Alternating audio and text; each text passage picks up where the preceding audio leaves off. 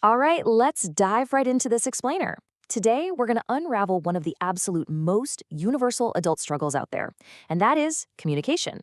We're going to explore why we so often just fail to connect, and we'll actually find some pretty surprising remedies in the absolute simplest of places. So, if you have ever walked away from a conversation feeling like you said a whole lot of nothing when you really desperately wanted to say everything, well, this one is definitely for you.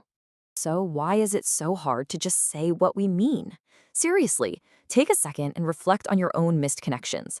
Think about those frustrating moments where the exact right words are literally right there on the tip of your tongue, but instead of actually speaking your truth, you just stay silent. Or worse, you offer some polite, totally empty phrase.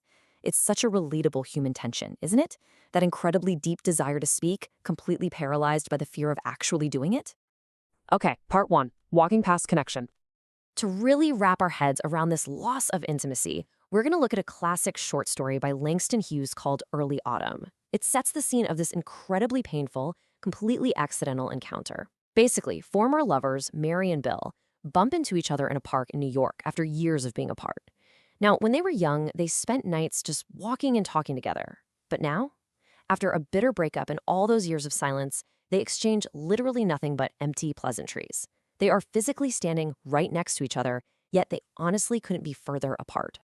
Now, what's really fascinating here is a perceptive student essay analyzing this story. It points out a brilliant little detail: the setting. The story takes place in the late afternoon, it's nearly sunset, and it's cold. The leaves are actively falling.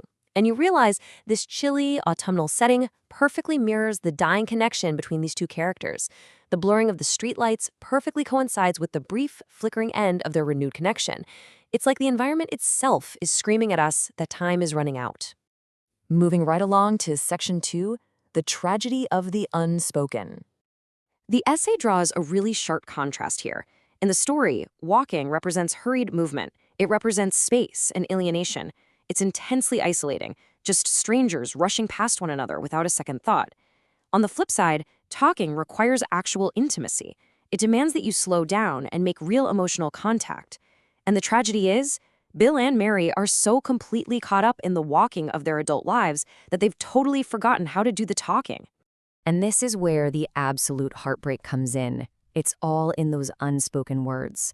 The story literally tells us Mary desperately wanted to say something real, but instead, she just spits out a totally generic platitude. We live in New York now. I mean, ouch. And the ultimate tragedy of the whole thing, her bus actually leaves before she can even tell Bill the single most important piece of information, that her youngest son is named after him. All of that shared history, all of that pent-up emotion, just lost to a closed bus door and a polite, meaningless goodbye. All right, section 3, taking a new note. So, how do we move away from this incredibly complicated adult isolation? Well, consider this phrase translated from a Khmer source text. It essentially means to take a new note or make a new remark. We're going to use this as a literal and metaphorical pivot point today. It is time to take a new note on how we connect. We literally need to wipe the slate clean and unlearn some of these terrible, isolating adult habits we've picked up over the years. Which brings us to section 4, the simplicity of directness. You know what the perfect antidote to Bill and Mary's heartbreaking silence is? You're going to love this. Surprisingly, it is found in beginner language learning stories.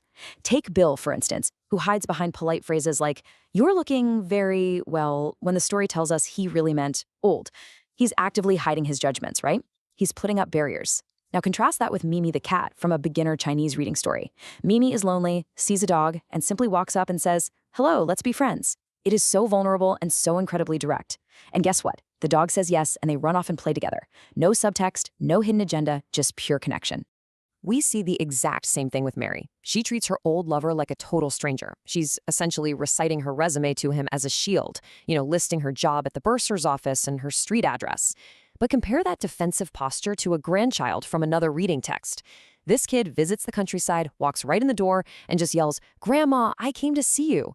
It's this open, joyful, totally pure expression of feeling. Directness like this strips away all the ego, leaving absolutely nothing but the relationship itself. Okay, on to section 5, effort and tools. Now, I know what you might be thinking. Sure, directness is easy for a little cat or a little kid, but adult communication is way harder. And honestly, you're right.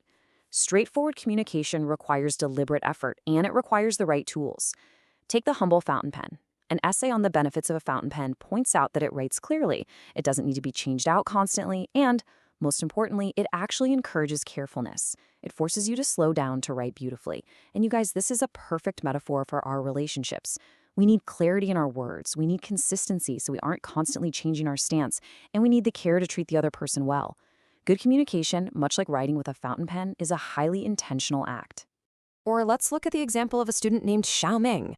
When someone asks him why he's able to solve these incredibly difficult math problems that nobody else can figure out, he flat out admits, "I am not the smartest, I just spend more time learning and do not give up." Building a connection isn't about being some brilliant, witty conversationalist. Not at all. It's about dedicating the time and the genuine effort to simply not give up on the people sitting right across from you. And that leads us perfectly into section 6, slowing down to talk. This whole concept really comes together beautifully when we look at the story of two friends, Zhao Hua and Zhao Ming. Imagine this. It's pouring rain outside and Zhao Ming doesn't have an umbrella. Now, instead of just walking past him, hurrying to get out of the cold like the adults in New York did, Zhao Hua stops. He physically stops. And he says, "We can go together. Friends help each other." He shares his umbrella. By taking that moment to stop, to share his space and genuinely help someone, he deepens their friendship immensely. So when you boil it all down, we are basically left with two distinct paths. You have the adult path, the one chosen by Bill and Mary, which prioritizes hurried movement, keeping your guard up, and walking away. And that results in bitter, painful isolation. Or there is the simpler, highly intentional path chosen by the children, actually stopping to share an umbrella, which results in a deep, lasting friendship. It really is a fundamental choice between hurried alienation and deliberate connection. So here is the big question I want to leave you with. Are you just walking past old friends, tightly holding on to all those unspoken words? Or are you stopping to share your umbrella and boldly saying, "Hey, let's be friends"? I really challenge you to take these lessons, pick up your own metaphorical fountain pen, and just be a little bit more intentional today. Thank you so much for joining me on this explainer, and I truly hope it helps you find the courage to say the words you've been waiting to say.